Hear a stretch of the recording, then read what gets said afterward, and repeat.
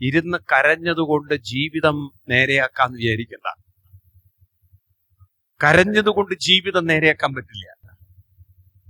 കഴിഞ്ഞ തൊട്ട് ഇനി നിങ്ങൾക്ക് ആർക്കും മാറ്റിയെടുക്കാനും സാധ്യല്ല.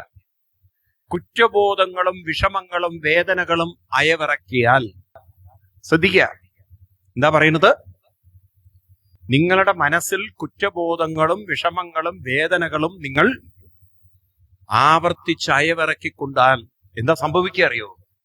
ദുരിതങ്ങൾ ഒന്നിനു പുറകിൽ ഒന്ന് വരും. കാരണം എന്താണെന്നറിയോ? എന്താ കാരണം?